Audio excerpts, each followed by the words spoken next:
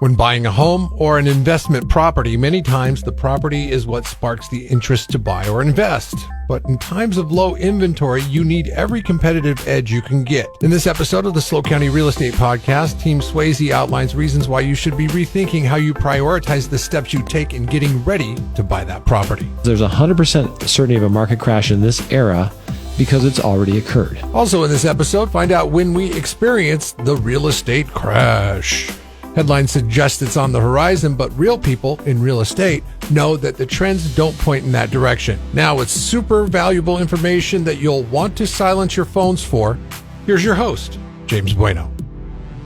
Welcome back, everybody, to another SLO County Real Estate with Mr. Hal Sweasey. He is here with us. Mr. Sweasey, how are you, sir? Great, James. Always a pleasure to have you with us. Yep. Or am I with you? Be here. Be together. Yeah. It's always good when we're together. It's all, yeah. We're hanging out. Yep. And then gentleman on the phone sending a text message right now, Mr. Pete. How are you, sir? I'm good. Always working. Wow. But good. Yeah. Always working. Call him out, man. Yeah. You must have his undivided attention. Yeah, that's right. Yeah. Well, he was glaring at Jay. I text all the time during the podcast. I knew with James talking, I had a 90-second window. He did, yeah. It's got to be quick. And then you hear his voice. Mr. Kingman's with us. How are you, sir? Well, I'm just checking, making sure my phone doesn't. I know. Mine's on the side. Yeah. James is like, eyes on me. Eyes on me.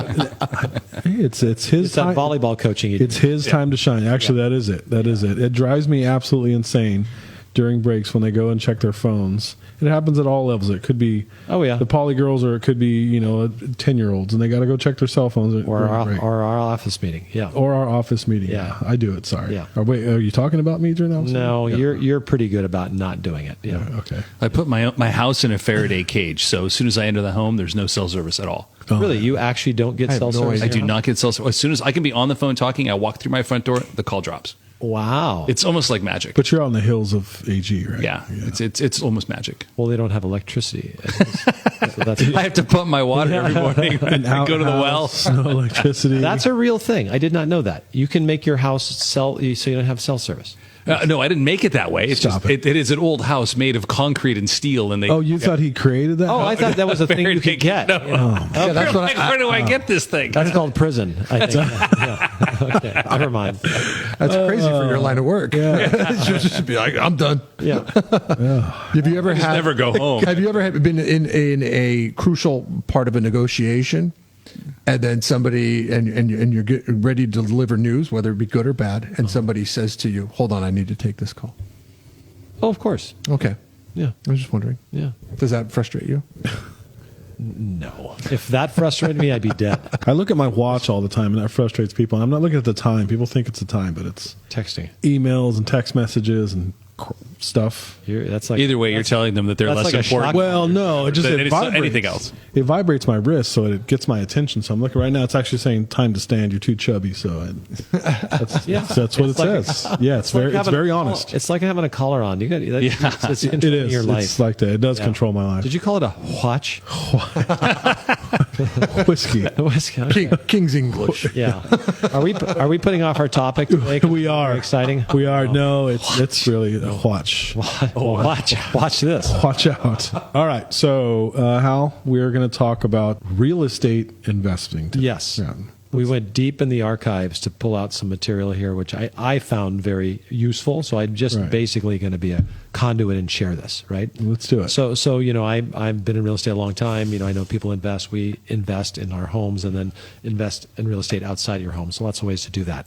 I think if most people said, wow, I can retire because of the house I own, or most of my wealth is in my house, what if you had one more? So as we look at real estate, for me personally, it's been one of the best investments I've ever had because I've been able to invest in things, and it's been the steadiest and the most solid, and it's just a great thing. So he talks about the 4 steps or things when you come to buying real estate, and in this case, investing. Number 1 is the property. People find something, oh my gosh, we love it, it looks great, whatever. Second, he talks about the team. So if you're buying an investment property, a lot of times you need like a property manager. If you're going to do it yourself, maybe a good idea. Do you have a handyman? Do you have like a real estate professional to help you negotiate the transaction? Do you have your financing? Do you need legal help? So that's your team, right? So so people may get to that. The third thing is, what market are you in? If you're investing, you can buy in your town or other towns or other states, and I'm not proposing one is better than the other, but he says it's important to know the market. And so it might be the neighborhood if you're just buying your first home. Is it near the schools? Do we like what's happening? Are we near jobs? Are there parks, amenities? Is there ammunition storage dump being built or been there? Things you got to look at where your location is, what market you're in. And then lastly, it's what do you want your real estate to do for you? Primary residence, obviously shelter, proximity to school. Maybe I need a place because I have cars and I want to park them. I need some property or horses. Maybe I need low maintenance because I don't like to work on my house, or I like to be mobile. So what does it do for you in terms of investment property? People look at, am I expecting appreciation, which is what most people get from their home. Cash flow is really big for a lot of investors, right? So people buy stocks or bonds or get dividend paying stocks, annuities, those things that'll pay you income. You have Social Security. Cash flow is important. There are tax advantages we don't talk about much and we won't hear, but there are certainly tax benefits and advantages to owning real estate. And then lifestyle benefit. Okay, are we buying in a place we like, a neighborhood we like? Am I buying a second home in an area I go to? Am I buying investment property that's maybe near my kids or my family or my parents? So what are all those factors? So here's what he said that I think is the most important lesson to this. And this was under a gentleman named Ken McElroy, who's a very good real estate investment kind of advisor, kind of a speaker, that kind of guy. And he was interviewing this gentleman from Alaska. He says, people have it all backwards, okay? And it's not the property, the team, the market, and then you and what you want. It should be first you and what you want. So what is it you're looking for in your home or your investment? Do I want appreciation because I've got a good job, or do I want it to be where I'm going to pay it off or have rents and generate cash flow? And do I have a lot of high taxes that I pay, so I need tax advantages? So look at that first. Second would be, look at the market. So as an investor, he used the example, a small town of 6,000 people may not be a great place versus a burgeoning town where there's a lot of industry going on, job opportunities, a lot of people, inflow of population, that sort of thing. And there's lots of inflows and outflows in terms of counties and states. I don't know for sure, but Jay, you're really good at this. Do we have net inflows here? I think this was one of the few counties when the economy was faltering 3 or 4 years ago. It's like most of California is seeing outflows, but we were seeing inflows. Do you keep track of these global things? We were seeing an influx of people coming, especially from the major metros like San Francisco, Los Angeles, the Bay Area. Yeah. Because, especially during the pandemic, where were you supposed to be sheltered? Yeah, in home, and you moved to the city because you like the theater and the music and the food and the lifestyle. Well, when all that stopped, they decided to go somewhere where they could walk on the beach and take a hike on the mountain. Right. And so we did see, but we have always seen people come here. We have one of the highest underemployment rates in the nation. We got these kids coming here for school. They graduate and then they don't want to leave. Right. Well over 40% of our homes are non-owner occupied. Right. Because we've got so many people that live here that number one can't afford to live to buy a home, but rents are getting to a point now where we're talking about investing. I mean, heck, why wouldn't you be an investor here? Because the rents are there's more than some mortgages, a lot of mortgages. Yeah. Rents are terrible. Yeah. If you're a renter, absolutely. Yes, But if you're an investor, what a great opportunity. You can almost, we look at, capitalization rates, cap rates. People talk a lot about cap rates when you're looking at properties. Gross rent multipliers is another tool you can use to value property. But the cap rates here are relatively low because the values are so high. Yes. And to your point, a lot of people are looking, what are you looking for? You get appreciation, which is pay me later, and then you get cash flow, which is pay me now. Right. And, a great investor is looking for a little of both.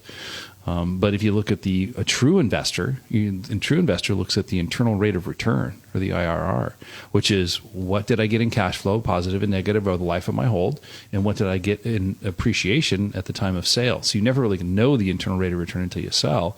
But appreciation oftentimes far outweighs the cash flows. So whether we have inflows or outflows, but mostly inflows, if you look at the history of real estate here between appreciation and increasing rents, both have been upward. So that's number 2 on his list. Hey, your team, super important, right? If you're going to invest somewhere, you need to find a good manager. If you're going out of your area, you need to have a good lending source. How do you get your financing? You may need some legal advice. Obviously, a real estate agent to help you guide all those things. And then the last thing, after all those things, then you go look at the property or identify it Yeah. with those constraints around it. Sure. So I just thought that was really, really fascinating in terms of the approach. Because it's usually like, oh, I just drove by a car dealership and I saw a pretty car, I'm going to buy it. Now it's a 2-seater and I've got a family of 7. Oops. So I think it made a lot of sense, and that's why I thought I'd bring it up today. And be careful with this question, Hal. Yes. What about a property management company? Meaning? Is that something that you should investigate if you're going to? So for a first-time investor, it's tricky because when you buy maybe that first property and you're making $50 a month after everything, and then you're paying a manager, let's say, 10% on $2,000, that's $200 a month. Now you're a negative $150. Tendency would be, I'll do it myself. Now, some people know themselves well enough, and hey, I'm there every day. I'm good at checking people's references before I put them in my building. I'm going to go check on things. I'm going to go mow the lawn or get it mowed, and I'm going to make sure it's all painted in good condition. A property manager is an investment, and you may not be able to afford it, but the downside is a little bit risky. It's kind of like, not as bad, but kind of like selling your house on your own. There's definitely a cost to hire a real estate broker, but the benefit between the price you get, the quality of the buyer, the time, that sort of thing, almost always makes up for it. I'm a fan of management. Now, I have a management company, and because I have that company, California law keeps me from managing my properties through the company. Your personal properties. My personal properties. Right. Can't do that. So I have managers, except on one. Here's what the managed properties do. They generate much more cash flow. The ones that I manage, we haven't raised rents in a long time because I know the people, right? So it becomes a personal thing versus a business transaction. Okay, good, bad, and different. That's just the way it is. I would say if you're looking to invest in real estate, just factor in a manager. And if you want to be that person and try to save that, 8, 10%, whatever it turns out to be, look at a manager. Really good question. Maybe to start. If you're just going to do one, do it yourself. Or a mentor. Hello. Just help somebody manage their property and see if you even want to do it. Yeah. Don't buy your property and go, I'm going to try to be a manager. There was a movie that came out in the 80s with Michael Keaton in it called Pacific Heights. If you're thinking about managing a property yourself, watch that movie first. I think I remember some gruesomeness. I think I know. Watch that movie. Yeah. It'll put you on point. Pacific Heights or Nightmare? Yeah. Nightmare on Pacific Street. There was another one not long ago with Drew Barrymore in it. The same kind of story, same Pacific Heights type story. I don't watch scary movies. I just remember. These are scary movies because they involve real estate, bad tenants, and horrible situations. I think one of the biggest values they bring is screening tenants. My sister, I bought a house in Portland, and I helped her get started till she's my half sister, till her real father said he can help with that. So I got her into the house. They got a low mortgage. They paid, I don't know, $220 for the house, and now it's worth like $400. And this was 4 or 5 years ago. I don't know what it was. And I go, Roberta, and they live like month to month. And I said, boy, what if you would have bought another house at that same time? They could have made it happen. They could have bought a second house, and their net worth would have doubled. But she was like, tenants, So that is the biggest misnomer that people don't understand.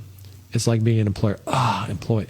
Yeah. You just have to know someone who knows how to screen the people you're entering a business relationship in. Right. In this case, a property owner, a provider of housing, which is called now, not a landlord, provider of housing and the occupant. And I always say I can never be a landlord and screen tenants because everybody I meet, I think, they're great. Yeah.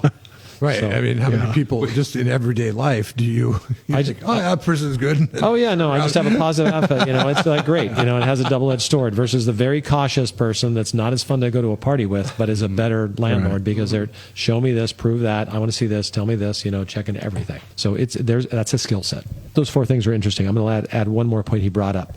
This gentleman, who's a successful investor, I believe, who was a guest on this show, the tagline that got my attention, why there's 100% certainty of a market crash. He says there's 100% certainty of a market crash in this era because it's already occurred. Said it happened, the market crash, in April 2020, more than 3 years ago. It was a housing supply crash. People stopped building. People didn't put their homes on the market. And not a crash. And it's not a price crash, which is what people are expecting. We talk about this a lot here. This supply crash hedges against a price crash. So he said back in 2016, we typically have around 1.5 million homes for sale nationwide, 1.5, 1.6 million homes. It plummeted in April 2020, COVID, right, to 600,000. So 1.6 down to 600,000 units, and it still really hasn't rebounded. So it's continued to fall, and that's why it's been buoyed our prices here, and it's really nationwide. Cost of construction, the cost of renting, the limited supply because so many people have good mortgage rates is keeping the supply down. So he called it, we've already had our crash, which is the lack of supply. When you keep asking me about prices, that's the overriding factor that buoys prices up. And I don't know how low the demand has to go for it to start to affect prices or the supply to go up. You know what's interesting? I was looking at some statistics yesterday that nationwide, every single year for the past 15 years, they've been tracking the online inquiries. July is peaked. So the consumer is online looking for real estate. Oh, right now? Yeah, more in nationwide July. Online every increase. year it peaks in July. Oh, okay. So seasonally, and this year is not different. Not different than any other year. July is the peak year. Okay. Yeah. Peak month for inquiries. Yeah, kind of an interesting. Huh. Why, Yeah. is that because people are home with their families? The kids are out of school. Some are settled in. They've realized, okay, before the kids go back, maybe we're going to buy. There's probably a lot of reasons, but it's just a number that's been tracked for the past summer little vacation, more decade. Netflix subscriptions too. I don't know. I mean, really, Who knows what it means? Well, before the podcast, we were just looking at our website stats. We're almost at 20,000 views. 20,000 20,000 visits, sorry. For visits. Our webpage. Yeah, unique. Well, I visits. visit probably once a week. Yeah, it's unique. So it's Well, I think individual. I think Jay brought it up in because of the pandemic, real estate all of a sudden it went from being just either an investment or a place to live to being a necessity because we all realize the importance of our homes and probably fixing your cost and not being enslaved to whatever. What did you call? What is the proper term? It can't be called landlord anymore. Provider of housing. Your provider of housing can do to you for being in a house. I mean, it became all of a sudden important, and it has remained a hot button topic. The entirety of it, it didn't go away because the pandemic's, kind of faded off into the oblivion. It's still, everybody realized the importance of a home as an investment and a place to live. Absolutely. Yeah. And the online shopping. Well, I mean, people used to find real estate in the newspaper. Yeah. Now it's just, why would you, I mean, it's instantaneous, it's fast, you got more detail and shopping online. I've never been a big online shopper, but like travel, boy, you can see pictures of everything. I mean, you can learn so much about a place in 20 clicks or whatever on your thing. So, I mean, it's just the number of eyes that see things is wild, and it's everywhere. This isn't a knock, but in North County, they're still doing a magazine for home listings. That's, I can't imagine that being super effective. North County. Yeah. Well, I mean, it's like newspaper subscriptions are probably not doing as good as they used Right. to. Yeah. You never read the Paso Robles magazine? It's fascinating. I'm not talking about just the real estate magazine. You must live in North County. Yes. Yeah. I'm defending my Right. turf. Publication. So there's good writing. And what's your defense? Yeah. Let's talk about your defense. My defense Yes. is we live a more traditional lifestyle. And we pick up a magazine, open it up from time to time. That's awesome. Enjoy it. That's because you know how to read. Good for you. Yeah, exactly. It's very relaxing. Yeah, it's very slow of you. Good job. Yeah. We started talking about investments, and I think it's important to note that there are in real estate there are a couple of different. There are multiple categories of investment in real estate. Your primary residence, where you live, where you shelter, when you need it from the night and the cold and the rain, it's passive investment. It's a property that you buy that provides you income. Although people don't, I don't think real estate is actually categorized as a passive investment, but if you have a property management and a team in place, it absolutely can be. Right. And it's the only investment that I'm aware of where you can leverage 70% of the purchase price. Yeah. I can't buy stock. I can't buy mutual funds on margin like that. The margin's super small, and they have the right to call that margin at any given time. And if you buy an investment, at 70% loan to value, you only have to come up with 30% of the down payment, but you get 100% of the rents. Yeah, there's a mortgage to take care of, but you're getting appreciation on 100% of that purchase price. So you're getting appreciation on the 70% that you didn't have to front the cash for. Right. I mean, wow, what a way to go. I think that's a solid way to invest. And I think for a lot of people, that's the barrier to entry. It's like, okay, where's that 30% coming from? I don't really like to qualify your home as an investment. but it becomes one because at the end of most people's working lives, You've got especially if you live in appreciation. California, boy, that's like our biggest nest egg is in this house that provided us shelter and it's got paid for, and and I got to deduct my interest on my mortgage while I was paying it. It's pretty impressive. Yeah, Right. and if you're it's not just paying- like, if what, and like I look at my folks, I was like, oh, I wish I would have kept that one house here or one house there, just stretched and, borrowed a little bit more and worked a little bit harder. And then I would have had two. That doubling virtually most people's net worth. Well, that's kind of a mind blow to think about that. Like just owning a second house will double your net worth if your majority of your assets and majority of your net worth is in your house. Majority of this country, yeah. Yeah. Most of our net wealth in our home. So, yeah. Does anybody have anything else they'd like to share? No, just thanks to our viewers. Thanks. You have Listeners. Listeners. Yeah. Oh, they're not viewing. us Luckily, right now. they can't see I feel it. like I'm being viewed. They get to see that new picture of you guys. Yeah. It is. That's You made a new nice little graphic. photo. We did. Everybody's included in that picture. I know. Not I just, put Jay on the there. team. not just Hal. yeah. You got to Not have the just Hal team anymore. Yeah. Yeah, it's Right on. all of us, not just how it's. My massive ego. There it is, Jay. Look Did you at- see oh, you're yeah. on the new? Oh, right. Look at that. We're so That- snazzy. That's impressive. So now I don't. wait, my you're missing biggest. somebody. we are. Oh, that's fine. I couldn't find a picture of Jeff. That's the engineer. That's He is the engineer. He's in the background I'm somewhere. behind the microphone inside the house. He's inside that house in the window. My question for you is, how did you get JT out of the Hawaiian an shirt? old picture. That's what I thought. I thought he looked a little younger. Yeah, that's an old picture. He said the same thing. He's like, he questioned me. Where'd you find that? Yeah, yeah. That's when he first got here. Yeah. Assuming. I love it. Thank you so much, everybody that listens to our podcast. We always take questions and topic suggestions. Email Hal, Hal at teamswayze.com, or myself, James at teamswayze.com. You can give Hal a call, 805-781-3750. And thank you again. We will see you next week. Thank you for listening to the Hal Sweasey podcast. Be sure to subscribe and rate this podcast. Check for it in your feed for the latest information on the San Luis Obispo County market. The Slow County Real Estate with Hal Sweasey podcast is available wherever you get your podcast and on halsweasey.com, where you can find current listings and other real estate tips. halsweasey.com, that's HALSWEASEY.com. I am James Bueno, Director of Marketing for the Hal Sweasey Group. If you're looking for anything real estate, give us a call, 805-781-3750.